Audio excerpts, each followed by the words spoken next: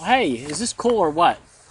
I'm out here in the backyard, coming to you in bare feet. I don't want to show you them, and a t-shirt.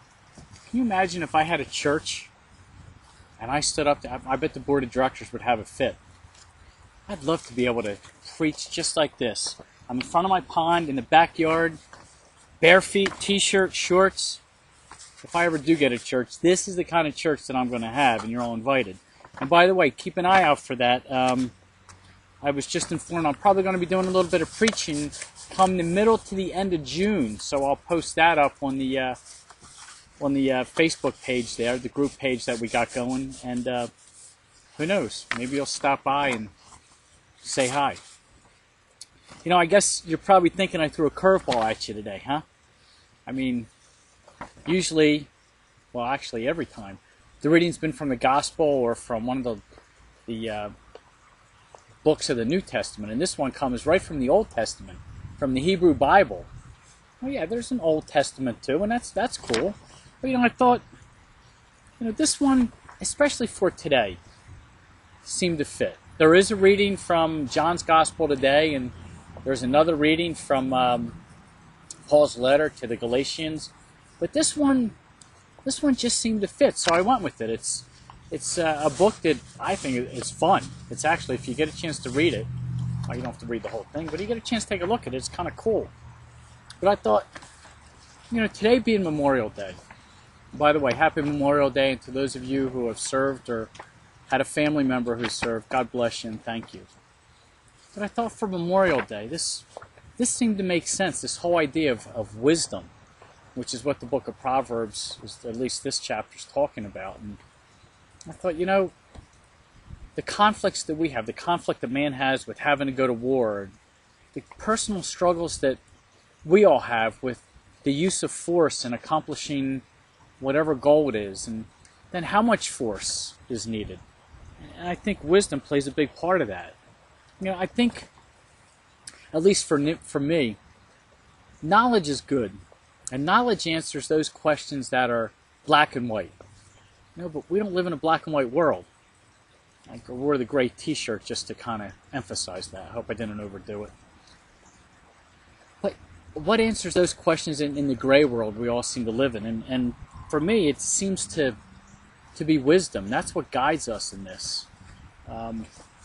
Earlier this week, I posted something on my profile page, and I asked, what's the difference between wisdom and knowledge? And some of you answered. Let me give you some of your answers. Wisdom comes from knowledge as you gain... Wait a minute. Wisdom comes from the knowledge you gain as you go through life. Here's another one. Knowledge means you know something. Wisdom means you understand what you know. Wow, that's pretty cool. Here's another one. It would take wisdom and knowledge not to have to wonder. And this one from Annabelle, they're all great. This one just hits home. Knowledge is in the head. Wisdom is in the heart. They're just some of the, I think that's phenomenal. They're some of the answers that were given. I mean, for me, I have my own examples of wisdom and knowledge. Knowledge is knowing how to... Knowledge, put it this way. Knowledge is knowing where your sprinkler systems, all the sprinkler heads are in your backyard. Wisdom is knowing where not to put a pond. This pond here, let me duck. This pond behind me that you see, I built this, last year. Well, I built it before we turned the sprinklers on. And you wouldn't believe the muddy mess we had. And there was a head buried under here. We didn't find this out until I had the whole thing finished, and we started seeing almost like a sinkhole developing. And then we turned the water off, but with the water off, I couldn't find the sprinkler head because all the mud dried up. So we had to turn the sprinklers back on, and of course it's not the only sprinkler head in the zone, so we were out here last year getting soaking wet. As all the sprinklers were going all over the places, we were digging up the sprinkler head so we could cap it off. So that's just one of my examples of the difference between knowledge and wisdom. But, wisdom is, I found out in researching this week, just how important it is. It's mentioned in just about every world religion that there is. Just a few examples. And whether you agree with these religions, you don't, it doesn't matter. But just hear what some of these people have to say, or at least what's in some of the books.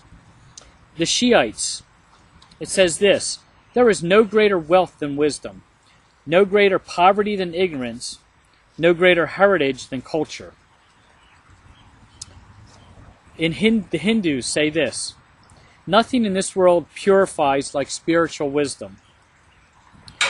Finally, a favorite of mine. This is from the book of Native American Indians. It's their Proverbs. It's a Native American Indian proverb.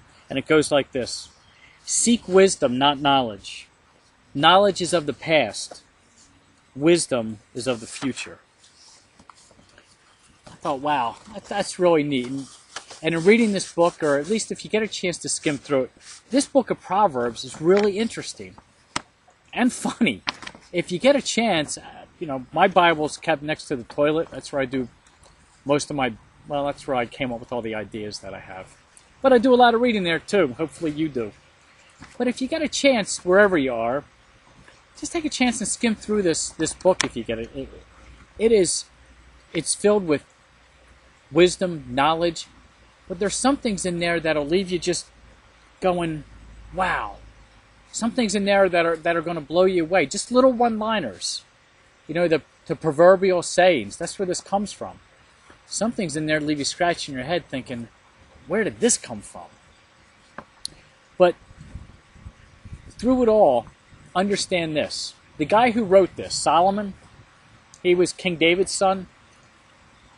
I guess the book was written, depending on where you look and who you believe, maybe about 500 years before Jesus was born. This guy, King Solomon, had 700 wives. Now look, I'm not a rocket scientist, and I don't need a lot of knowledge. But a little wisdom will go to... Something's got to tell you, 700 wives, look, even 500 BC. I can't imagine that being a good idea.